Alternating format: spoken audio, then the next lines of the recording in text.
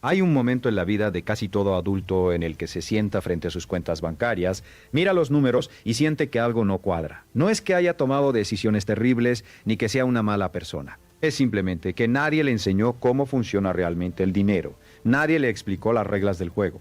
Y lo más curioso de todo es que esas reglas no son un secreto. Están disponibles, han estado disponibles durante décadas. Pero el sistema educativo, la cultura popular, incluso las conversaciones en familia, rara vez las abordan con la seriedad que merecen. Yo lo sé porque lo viví. Empecé sin nada, literalmente sin nada. Trabajé en empleos de baja paga, dormí en mi coche durante un tiempo y hubo momentos en los que no sabía si iba a poder comer al día siguiente. No vengo de una familia adinerada. No tuve mentores financieros desde pequeño. Todo lo que aprendí sobre dinero lo aprendí a través del error, la observación y una determinación casi obstinada de entender por qué algunas personas prosperaban mientras otras, con igual o mayor esfuerzo, se quedaban atrapadas en el mismo lugar año tras año. Y lo que descubrí me cambió la vida. No fue una fórmula mágica. No fue un truco, fue una serie de principios, algunos simples, otros profundos, que la mayoría de las personas nunca llega a comprender porque nadie se los presenta de forma clara y honesta. Hoy quiero hacer exactamente eso contigo. Quiero hablarte de 10 errores financieros graves, errores que he visto cometer a personas brillantes, trabajadoras, honestas, personas que merecían mucho más de lo que tenían, pero que estaban operando con un mapa equivocado. Porque eso es lo que ocurre cuando no conocemos los principios del dinero.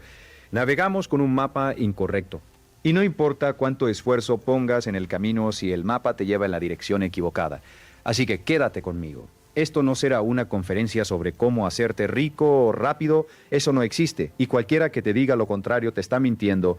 Esto es algo mucho más valioso.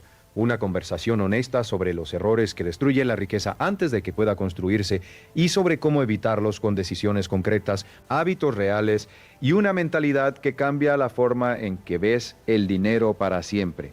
El primer error, y quizás el más fundamental de todos, es vivir sin un plan financiero claro. Suena básico, ¿verdad? Casi demasiado básico para mencionarlo. Pero te sorprendería saber cuántas personas inteligentes, con buenos ingresos, con años de experiencia laboral, nunca se han sentado a escribir en un papel exactamente dónde están financieramente hoy, dónde quieren estar en 5 años y qué pasos concretos los llevarán de un punto al otro. Recuerdo a un empresario que conocí en uno de mis seminarios en Toronto. Tenía 42 años, llevaba 15 años dirigiendo su propio negocio, ganaba un buen dinero y sin embargo me confesó que nunca había escrito un plan financiero personal. Tenía un plan de negocios, tenía proyecciones para su empresa, pero para su vida personal, para su futuro, para su retiro, por habas ciegas, simplemente esperaba que todo se fuera acomodando solo con el tiempo y a los 42 años, con 2 hijos en la universidad y una hipoteca que todavía le quedaban 16 años por pagar, se dio cuenta de que el tiempo no estaba siendo tan amable como él esperaba. Eso es lo que hace la ausencia de un plan. No te destruye de golpe. Te erosiona lentamente, como el agua que va desgastando la roca año tras año, decisión tras decisión, hasta que un día miras atrás y ves una década entera de ingresos que pasaron por tus manos sin dejar rastro. Un plan financiero no tiene que ser complicado. No necesitas un contador ni un software especializado para empezar. Lo que necesitas es claridad sobre cuánto ganas, cuánto gastas, cuánto ahorras, cuánto debes y hacia dónde quieres ir. Esa claridad es el primer acto de responsabilidad financiera. Sin ella, todo lo demás es improvisación. Los estudios sobre comportamiento financiero muestran de forma consistente que las personas que escriben sus metas financieras tienen una probabilidad significativamente mayor de alcanzarlas que quienes simplemente las tienen en mente. No es magia, es psicología. Cuando escribes algo, lo haces real, le das peso, le das dirección y tu cerebro empieza a organizar tu comportamiento en torno a ese objetivo de una manera que simplemente no ocurre cuando todo está flotando vagamente en tu cabeza. Así que si hay una sola cosa que te lleves de este primer punto, que sea esta: siéntate esta semana, no este mes, no cuando tengas tiempo, esta semana, y escribe tu situación financiera actual con total honestidad, los números reales, sin adornos. Y luego escribe a dónde quieres llegar. Eso es el comienzo de un plan. Y un plan, por imperfecto que sea, siempre será mejor que ningún plan. El segundo error es igualmente devastador, aunque es mucho más difícil de admitir porque toca algo muy personal: gastar más de lo que se gana, vivir por encima de los propios medios. Y lo curioso es que este error no es exclusivo de las personas con bajos ingresos. Lo he visto en ejecutivos que ganan cientos de miles de dólares al año. Lo he visto en artistas, en deportistas, en profesionales exitosos. El nivel de ingresos no protege automáticamente de este error. Lo que protege es la disciplina y la conciencia. Hay una estadística que siempre me impacta cuando la comparto en mis conferencias. Un porcentaje alarmantemente alto de personas que ganan salarios considerados altos en países desarrollados vive prácticamente al límite de su capacidad financiera. Ganan bien, pero gastan igual o más de lo que ganan. ¿Por qué? Porque el estilo de vida crece al mismo ritmo que los ingresos o incluso más rápido. Cada aumento de sueldo se convierte en una excusa para un coche más caro, un apartamento más grande, vacaciones más lujosas. Y así, la brecha entre lo que entra y lo que queda nunca se cierra. Existe un concepto que me parece absolutamente central para entender este fenómeno: la inflación del estilo de vida. Es la tendencia natural que tenemos los seres humanos a expandir nuestros gastos en proporción directa o incluso superior a nuestros ingresos. Es como si el dinero adicional que ganamos creara automáticamente necesidades adicionales que antes no existían. Y lo hace de forma tan gradual y tan natural que apenas nos damos cuenta de que está ocurriendo. Conocí a una pareja en uno de mis eventos en Chicago. Él era médico, ella era abogada. Juntos ganaban más de $400,000 al año. Vinieron a verme porque estaban en problemas financieros serios. Tenían deudas en tarjetas de crédito, tenían 2 coches de lujo con pagos mensuales enormes, vivían en una casa que claramente superaba sus necesidades y sus hijos asistían a escuelas privadas carísimas, no porque fueran irresponsables como personas, sino porque en algún momento habían dejado de preguntarse si podían permitirse algo y habían empezado a asumir que si lo deseaban, debían tenerlo. La regla que cambió su vida y que puede cambiar la tuya es tan simple que parece casi obvia. Gasta menos de lo que ganas, siempre sin excepción. Y la diferencia entre lo que ganas y lo que gastas, eso es lo que construye riqueza, no el tamaño de tu ingreso. La diferencia entre ingreso y gasto. Esa diferencia, invertida con inteligencia y consistencia a lo largo del tiempo, es la base de toda fortuna independientemente del punto de partida. El tercer error es uno que la cultura moderna ha normalizado de manera preocupante: el uso imprudente de la deuda, específicamente el uso de deuda para financiar consumo. Hay una diferencia enorme entre deuda productiva y deuda destructiva, y confundirlas puede costarte décadas de progreso financiero. La deuda productiva es aquella que se utiliza para adquirir activos que generan valor o ingresos. Un préstamo para comprar una propiedad que se aprecia en valor o genera renta.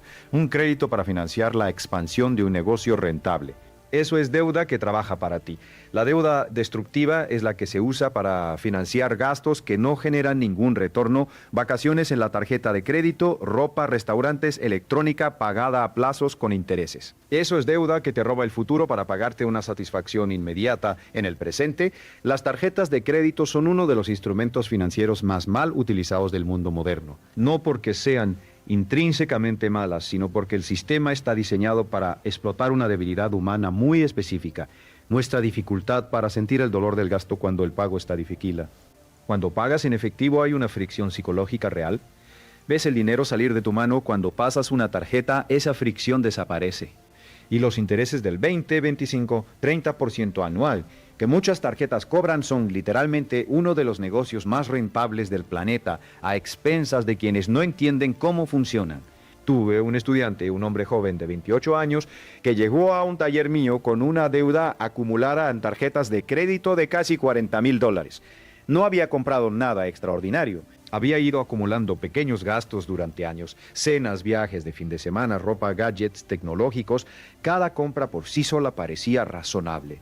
El conjunto era devastador. Con los intereses que estaba pagando, calculamos que si seguía haciendo solo los pagos mínimos, tardaría más de 20 años en liquidar esa deuda y habría pagado más del doble del monto original. La regla que yo aplico y que enseño es esta: si no puedes pagarlo en efectivo o si no puedes liquidarlo completamente al final del mes, probablemente no puedes permitírtelo. Eso puede sonar restrictivo, puede sonar anticuado, pero es uno de los principios más liberadores que existe, porque cuando eliminas la deuda de consumo de tu vida, de repente tienes recursos que antes se iban en intereses para construir activos reales. El cuarto error es uno que afecta a personas de todas las edades, pero que es particularmente costoso para los jóvenes: no empezar a invertir temprano, o más precisamente subestimar el poder del tiempo en la construcción de riqueza. El interés compuesto es, sin duda alguna, la fuerza más poderosa en las finanzas personales. Albert Einstein, según se cuenta, lo llamó la 8ª maravilla del mundo. No sé si Einstein realmente dijo eso, pero la idea es absolutamente correcta. El interés compuesto es el proceso por el cual tus ganancias generan ganancias, que a su vez generan más ganancias en un ciclo que se acelera exponencialmente con el tiempo. Permíteme darte un ejemplo concreto para que esto no quede en abstracto. Dos personas, llamémoslas Ana y Carlos. Ana empieza a invertir a los 25 años. Invierte $200 al mes durante 10 años y luego para completamente. Carlos espera hasta los 35 para empezar, pero invierte $200 al mes durante 30 años sin parar, asumiendo un retorno promedio anual del 8%, que es históricamente razonable para una cartera diversificada de largo plazo. ¿Quién termina con más dinero a los 65 años? Ana, a pesar de haber invertido durante solo 10 años frente a los 30 de Carlos. A pesar de haber puesto menos dinero en total, la ventaja del tiempo es tan poderosa que supera incluso la diferencia en el monto invertido. Esto no es teoría, es matemática. Y la matemática no miente. Pero el problema es que cuando tienes 25 años, la jubilación parece tan lejana que es casi imposible sentir urgencia. El cerebro humano está diseñado para responder a amenazas inmediatas, no a consecuencias que ocurrirán en 40 años. Y esa limitación cognitiva nos cuesta fortunas. He hablado con miles de personas en sus 50 y 60 años que me dicen la misma cosa. Ojalá hubiera empezado antes.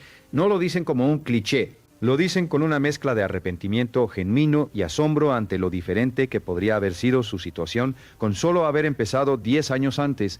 Si eres joven y estás viendo esto, escúchame con toda la atención que puedas. El tiempo es tu activo más valioso que las conexiones, más valioso que cualquier oportunidad de negocio que puedas encontrar. Cada año que esperas para empezar a invertir es un año de crecimiento compuesto que pierdes para siempre. No puedes recuperarlo. No hay ninguna inversión futura que compense el tiempo perdido.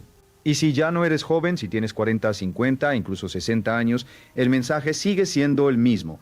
El mejor momento para empezar fue hace 20 años. El segundo mejor momento es hoy. Siempre hay tiempo para hacer algo. Siempre es mejor empezar tarde que no empezar nunca. El quinto error es más sutil pero igualmente destructivo. No tener un fondo de emergencia. Vivir sin red de seguridad financiera. Vivir sin red de seguridad financiera. Y este error transforma cualquier imprevisto, cualquier golpe de mala suerte en una catástrofe financiera que puede deshacer años de progreso en cuestión de semanas. La vida es impredecible, esto no es pesimismo, es simplemente la realidad. Los coches se averían, las personas se enferman, los empleos desaparecen, las empresas cierran, los techos se rompen. Y cuando cualquiera de estas cosas ocurre sin que tengas una reserva de efectivo disponible, las opciones que tienes son todas malas: endeudarte, liquidar inversiones en el peor momento posible o simplemente no poder hacer frente a la situación. He visto a personas que habían construido carteras de inversión durante años verse obligadas a vender sus activos en momentos de crisis del mercado porque no tenían efectivo disponible para cubrir una emergencia. Vendieron barato, perdieron el beneficio del tiempo compuesto que habían acumulado y tardaron años en recuperarse. Todo porque no tenían 3 meses de gastos guardados en una cuenta de fácil acceso. La regla generalmente aceptada es tener entre 3 y 6 meses de gastos esenciales en un fondo de emergencia líquido. Esenciales significa lo básico: vivienda, alimentación, transporte, servicios. No el estilo de vida completo, sino lo que necesitas para sobrevivir si los ingresos se detienen temporalmente. Ese colchón no es un lujo, es la base sobre la que se construye todo lo demás. Y hay algo más que quiero que entiendas sobre el fondo de emergencia. Su valor no es solo financiero, es psicológico. Cuando sabes que tienes esa reserva, cuando sabes que puedes enfrentar 6 meses sin ingresos si fuera necesario, cambias tu relación con el riesgo. Puedes tomar mejores decisiones de carrera, puedes negociar mejor tu salario porque no estás desesperado. Puedes esperar la oportunidad correcta en lugar de aceptar la primera que aparece. La seguridad financiera te da libertad de acción y esa libertad tiene un valor incalculable.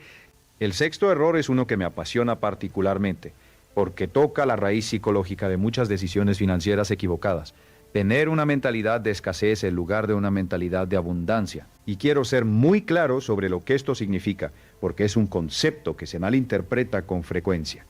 Una mentalidad de escasez no significa ser pobre. Significa creer, a nivel profundo y muchas veces inconsciente, que los recursos son limitados, que el éxito de otros te quita a ti, que el dinero es difícil de conseguir y fácil de perder, que no mereces prosperidad o que la riqueza es de alguna manera moralmente sospechosa. Estas creencias, muchas de las cuales se forman en la infancia a través de mensajes familiares y culturales, actúan como un techo invisible que limita lo que te permites ganar, guardar, invertir. Recuerdo a una mujer que asistió a uno de mis seminarios en Madrid. Era una profesional brillante, con un currículum impresionante, pero que consistentemente cobraba menos de lo que valía su trabajo. Evitaba pedir aumentos, se sentía incómoda hablando de dinero y saboteaba inconscientemente sus propias oportunidades de crecimiento económico. Cuando empezamos a explorar sus creencias sobre el dinero, descubrimos que había crecido escuchando frases como el dinero no crece en los árboles, los ricos son codiciosos o nosotros no somos de esa clase de gente. Esas frases, repetidas durante años, se habían convertido en programas mentales que dirigían sus decisiones financieras sin que ella fuera consciente de ello. La mentalidad de abundancia, por contraste, no significa creer que el dinero cae del cielo ni que el optimismo por sí solo crea riqueza. Significa creer que los recursos pueden crearse, que el éxito no es un pastel de tamaño fijo donde si alguien toma más tú recibes menos, que tú eres capaz de generar valor y ser recompensado por ello y que la prosperidad es un estado alcanzable con las decisiones y hábitos correctos. Las creencias moldean el comportamiento determina los resultados y los resultados a lo largo del tiempo crean o destruyen riqueza. Por eso el trabajo en la mentalidad no es opcional ni secundario, es fundamental. Es la base sobre la que se construye todo lo demás. Una forma práctica de empezar a cambiar una mentalidad de escasez es examinar tus creencias sobre el dinero con la misma objetividad con la que examinarías cualquier otra afirmación. ¿De dónde viene esta creencia? ¿Hay evidencia real que la apoye? ¿Está sirviendo a mis intereses o me está limitando? Este proceso de cuestionamiento consciente no es rápido ni fácil, pero es transformador. El séptimo error es no diversificar.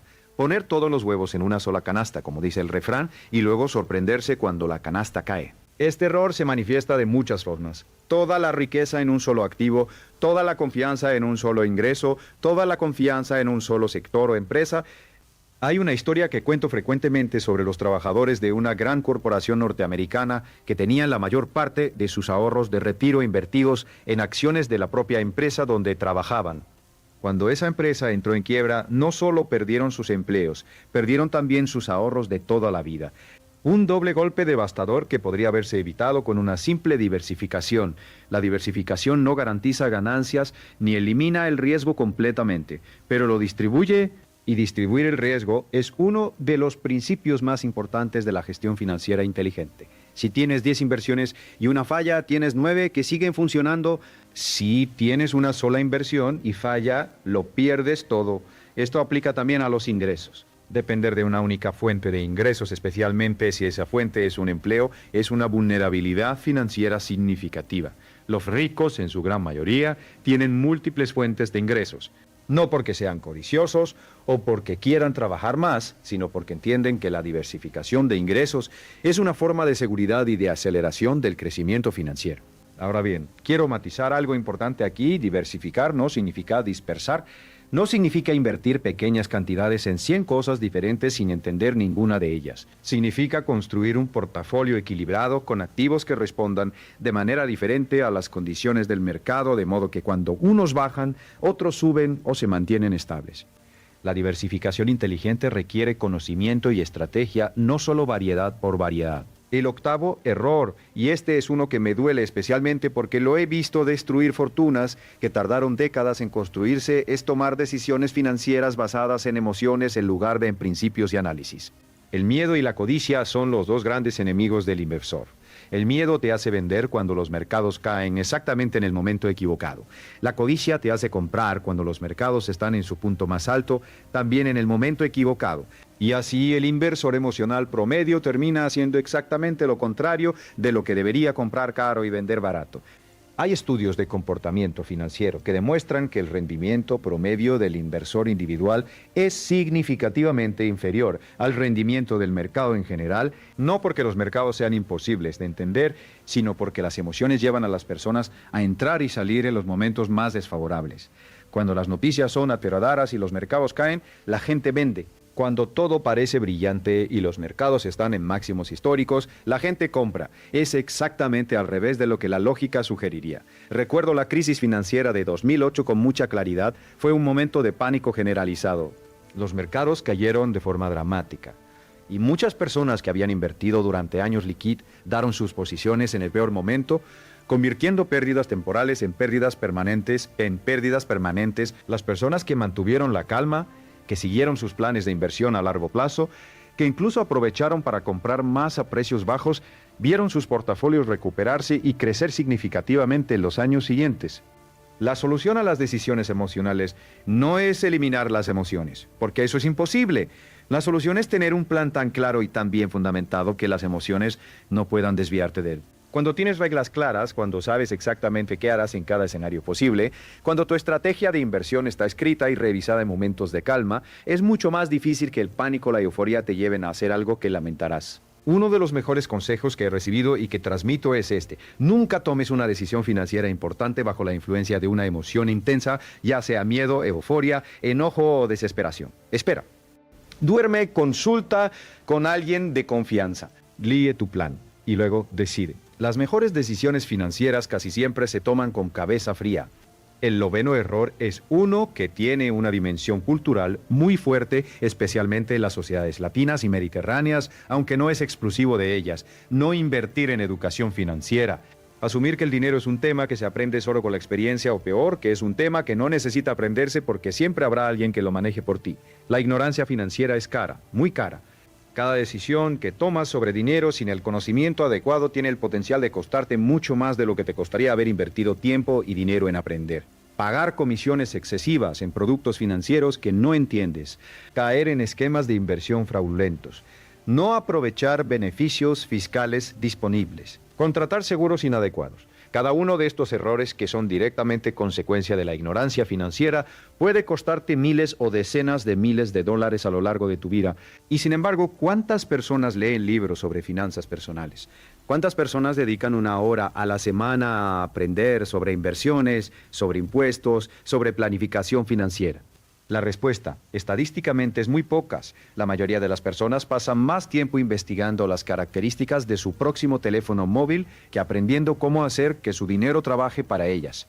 Hay una frase que me gusta mucho y que resume este punto perfectamente: si crees que la educación es cara, prueba la ignorancia. La educación financiera es una de las inversiones con mayor retorno que puedes hacer. Un libro que cuesta $20 y que te enseña a optimizar tu cartera de inversiones puede generarte decenas de miles de dólares adicionales a lo largo de tu vida. Un seminario que te cuesta un fin de semana y que te enseña a negociar mejor tu salario puede significar un aumento de ingresos que se acumula durante décadas. No estoy hablando de convertirte en un experto financiero. Estoy hablando de adquirir el conocimiento suficiente para tomar decisiones informadas sobre tu propio dinero, para entender lo básico de las inversiones, los impuestos, el seguro, la planificación de retiro, para hacer las preguntas correctas cuando hablas con un asesor financiero, para reconocer cuando alguien te está ofreciendo algo que no tiene sentido. La educación financiera no es un lujo intelectual, es una necesidad práctica en el mundo moderno. Y la buena noticia es que nunca ha habido más recursos disponibles para aprenderla: libros, cursos en línea, podcasts, videos, seminarios. El conocimiento está ahí al alcance de cualquiera que decida buscarlo. El 10º error, y con este quiero cerrar este recorrido, es quizás el más silencioso y el más costoso de todos: no tener claridad sobre el propósito del dinero, no saber para qué quieres la riqueza. Y esto puede sonar filosófico, puede sonar como si estuviéramos saliendo del terreno de las finanzas para entrar en el de la autoayuda, pero te aseguro que es absolutamente central para cualquier estrategia financiera exitosa. El dinero es un medio, no un fin. Es una herramienta extraordinariamente poderosa que puede amplificar tu capacidad de vivir de acuerdo con tus valores, de cuidar a las personas que amas, de crear impacto en el mundo, de tener opciones y libertad. Pero sin claridad sobre para qué lo quieres, el dinero pierde su dirección. Y sin dirección, la motivación para hacer los sacrificios necesarios, para mantener la disciplina cuando es difícil, para persistir cuando los resultados tardan en llegar, esa motivación se desvanece. He conocido a personas que ganaban mucho dinero, pero que eran profundamente infelices porque habían confundido la acumulación de riqueza con el propósito de vida. Y he conocido a personas con recursos modestos que vivían con una profunda satisfacción porque cada decisión financiera que tomaban estaba alineada con lo que realmente valoraban. La riqueza sin propósito es vacía. La riqueza con propósito es transformadora. ¿Qué quieres realmente?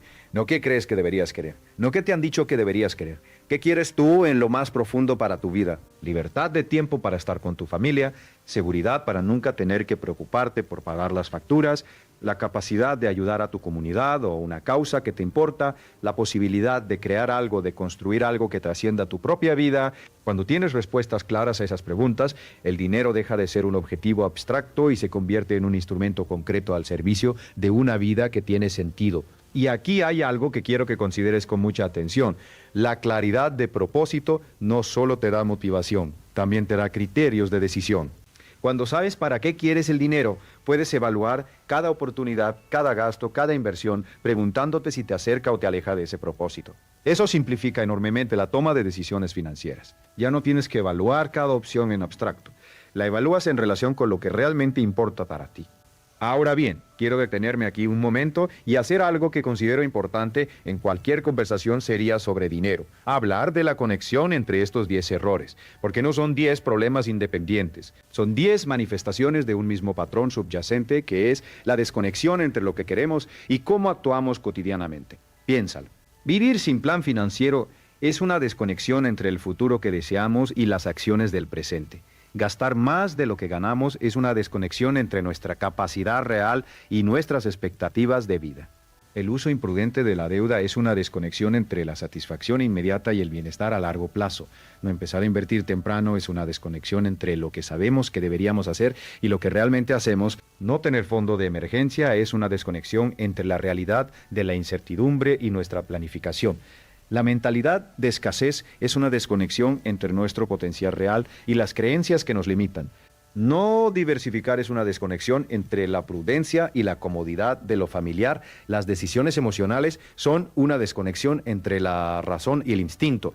No invertir en educación financiera es una desconexión entre la ambición y la preparación. Y la falta de propósito, claro, es la desconexión más profunda de todas, la que existe entre lo que hacemos con nuestro dinero y lo que realmente queremos de nuestra vida. Cuando ves estos 10 errores como manifestaciones de un mismo patrón, la solución también se vuelve más clara. Se trata de construir una mayor coherencia entre lo que quieres y cómo actúas. Esa coherencia no se construye de la noche a la mañana.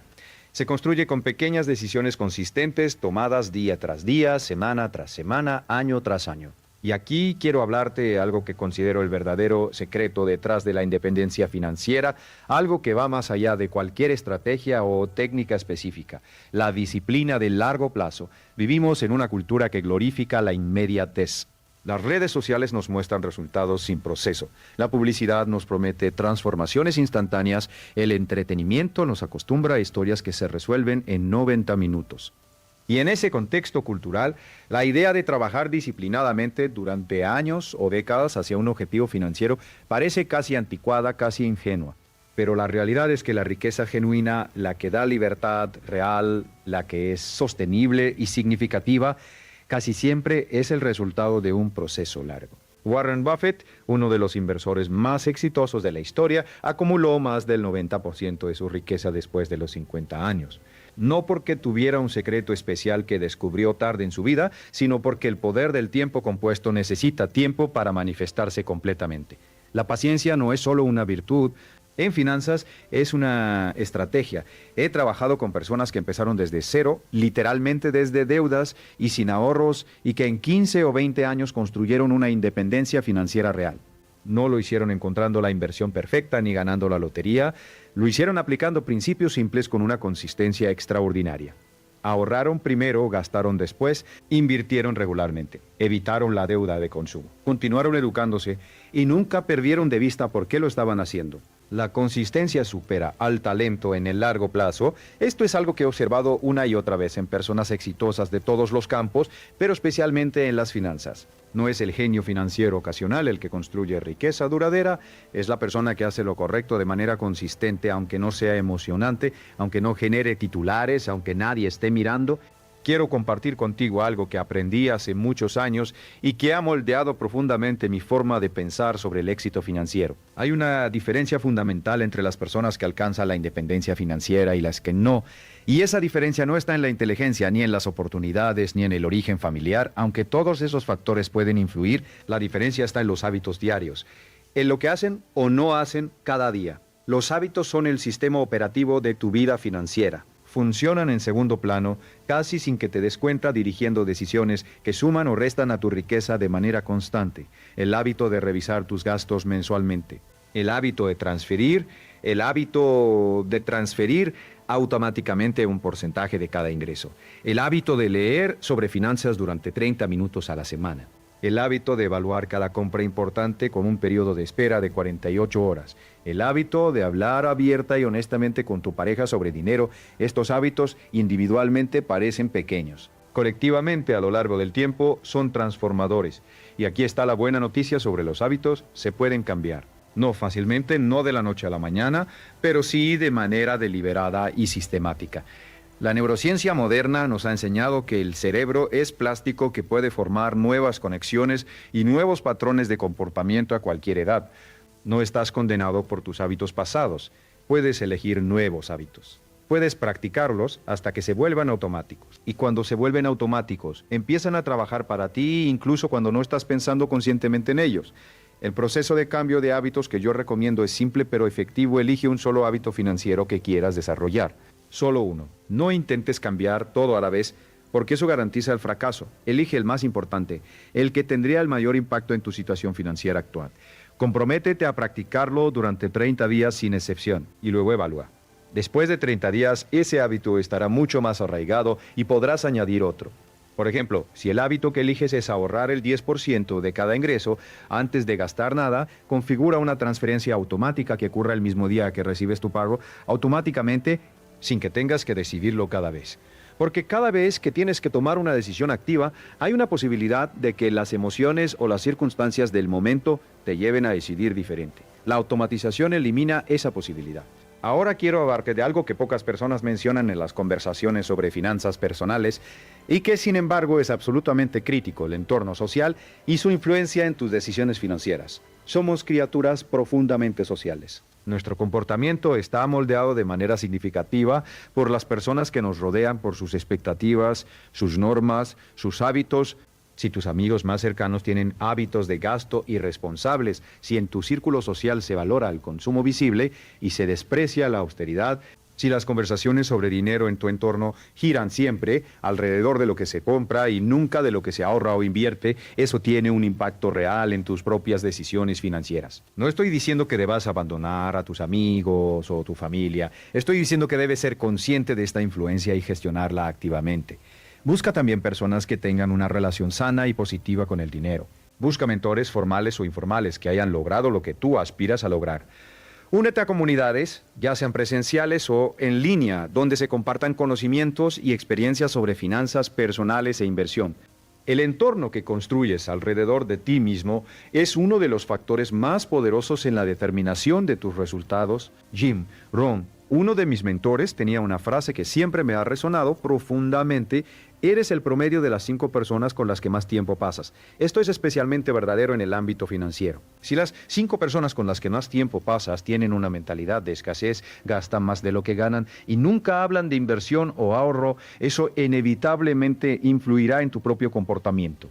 Si esas 5 personas tienen hábitos financieros sólidos, hablan de dinero con inteligencia y optimismo y están construyendo activamente su independencia financiera, eso también influirá en ti, pero de una manera completamente diferente.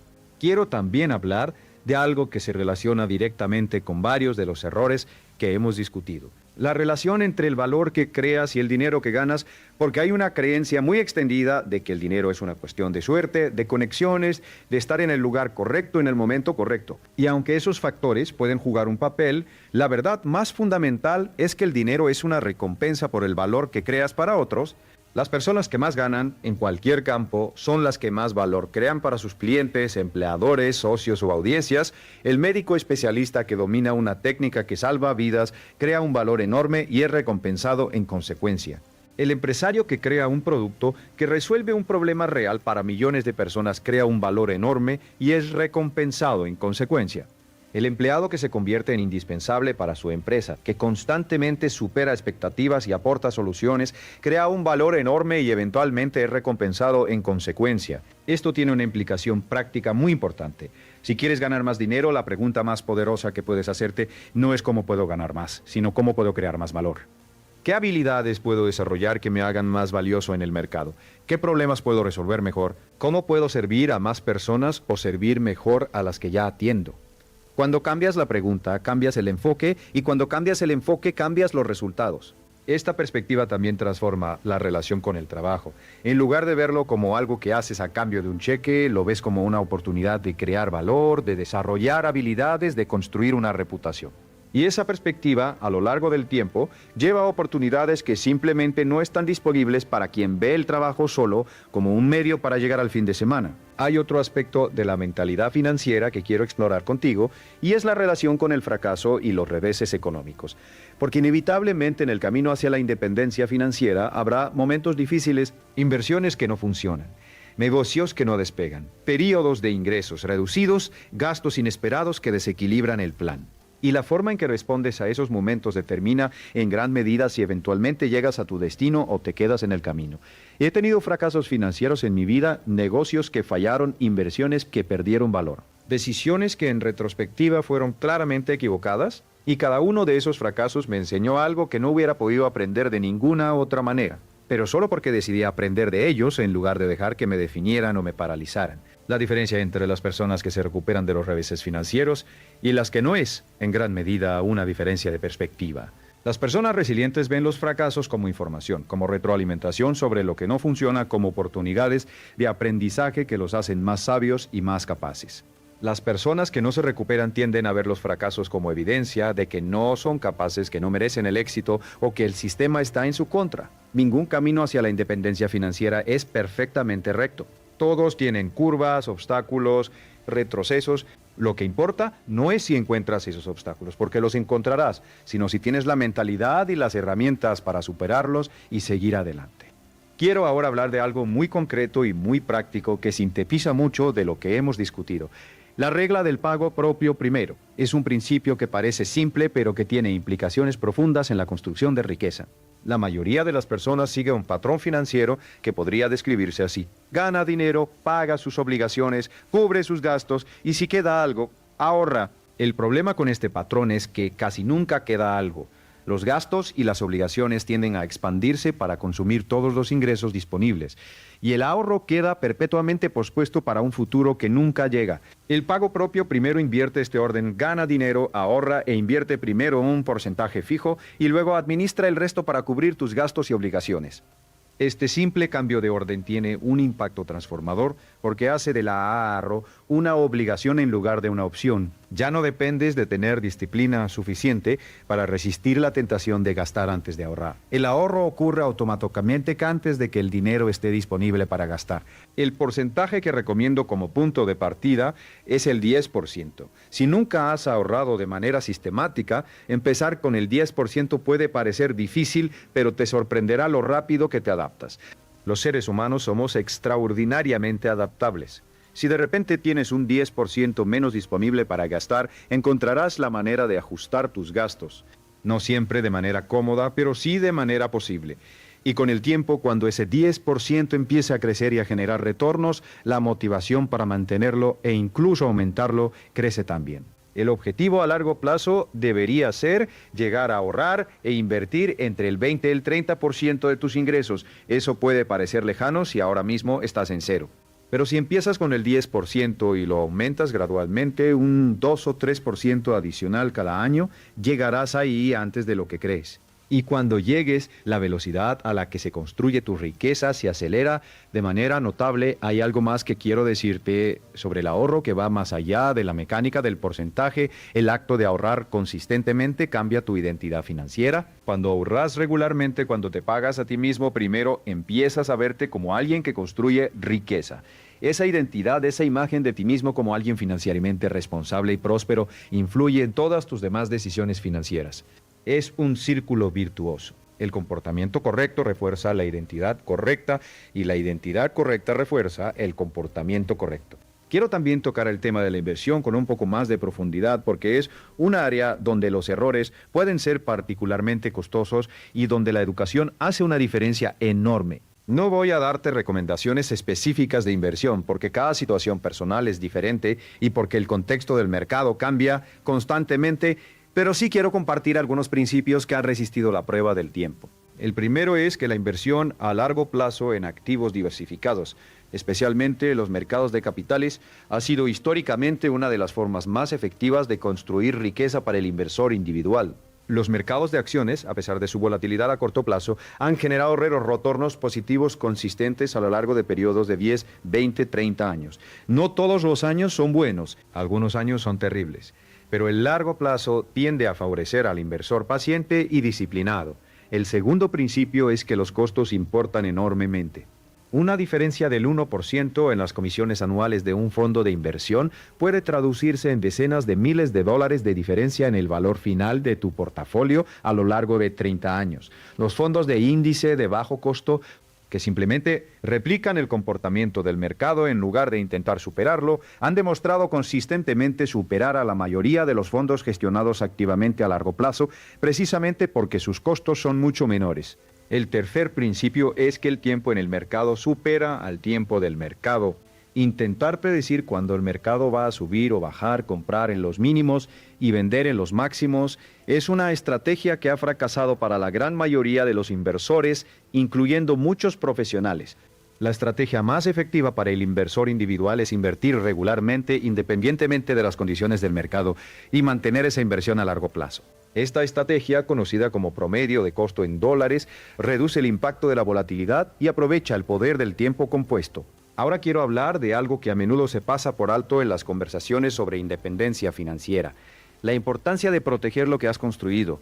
Construir riqueza es un proceso largo y difícil. Perderla puede ocurrir con una velocidad sorprendente si no se toman las precauciones adecuadas. Los seguros son una herramienta de protección que muchas personas subutilizan o malentienden. No son un gasto, son una transferencia de riesgo.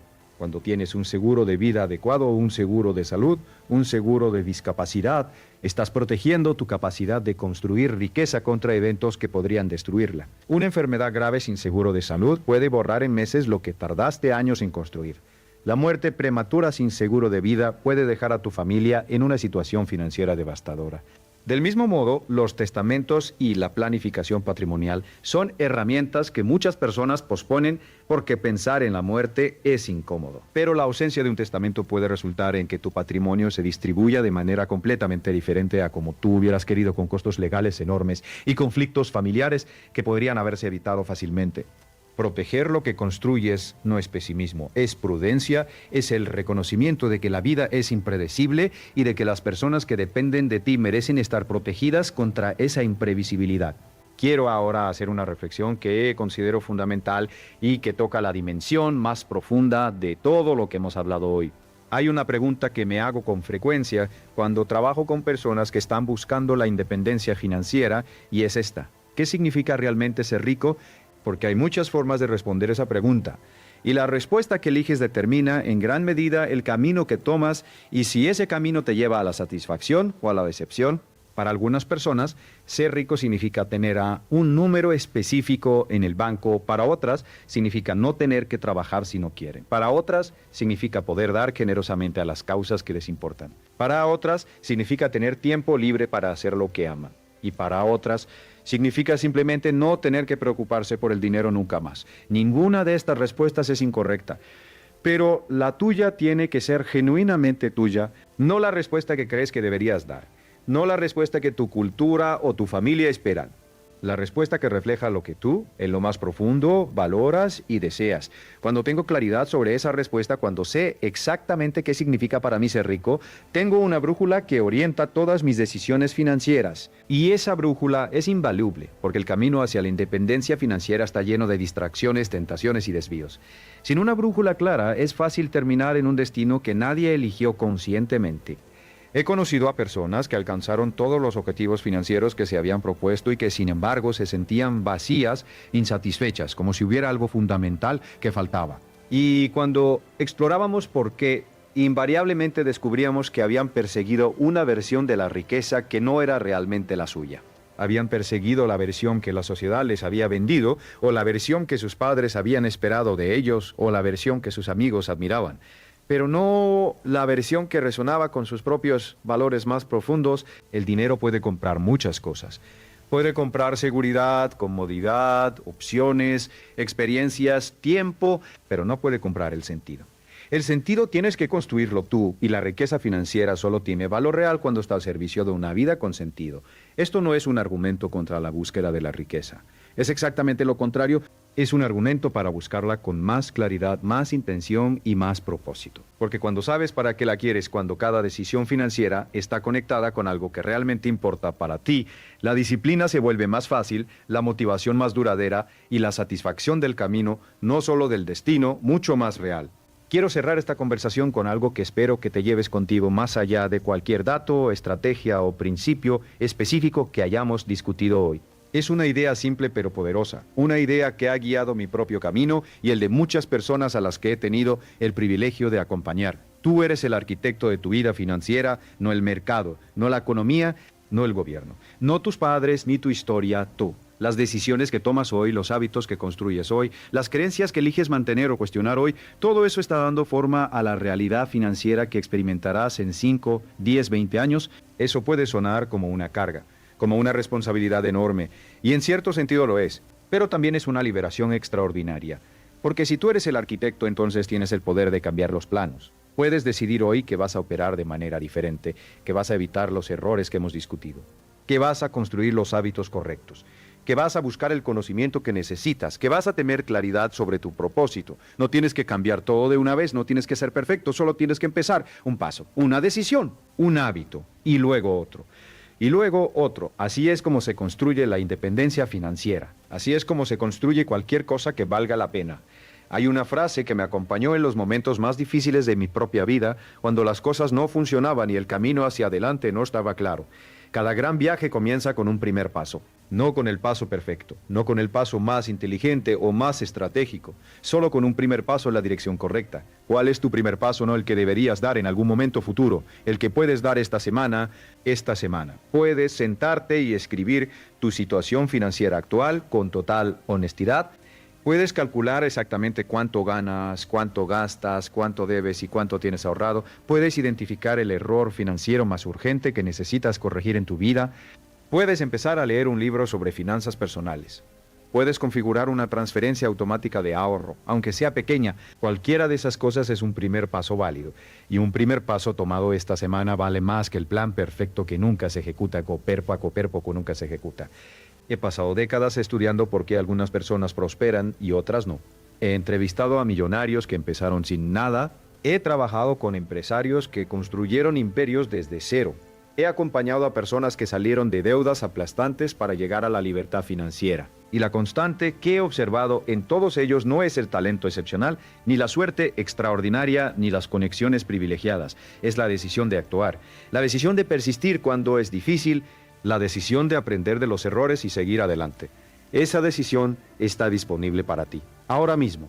Independientemente de dónde estés financieramente hoy, independientemente de los errores del pasado, independientemente de las circunstancias que no has podido controlar, la decisión de empezar a construir una relación más inteligente, más intencional y más poderosa con el dinero es tuya para tomarla. Y yo creo con toda la convicción que tengo, después de décadas de trabajo en este campo, que si aplicas los principios que hemos discutido hoy, si evitas los 10 errores que hemos explorado, si construyes los hábitos correctos y mantienes la perspectiva correcta, tu vida financiera puede ser radicalmente diferente en 10 años. No porque yo tenga una fórmula mágica, sino porque los principios funcionan. Han funcionado para millones de personas y pueden funcionar para ti. El dinero no es el fin, pero es un medio poderoso. Y mereces tener ese medio disponible para construir la vida que verdaderamente quieres, no la vida que las circunstancias te imponen. La vida que tú eliges, con propósito, con libertad, con la capacidad de cuidar a las personas que amas y de contribuir al mundo de la manera que te parece significativa. Eso es lo que está en juego cuando hablamos de independencia financiera. No solo números en una cuenta bancaria, tu libertad, tu capacidad de elegir, tu posibilidad de vivir plenamente en tus propios términos. Y eso, sin ninguna duda, vale cada esfuerzo, cada sacrificio, cada decisión difícil que el camino requiera. Gracias por estar aquí conmigo hoy. Gracias por la atención, por la apertura, por la voluntad de cuestionar y de aprender. Ahora ve y actúa. El mejor momento para empezar siempre es hoy.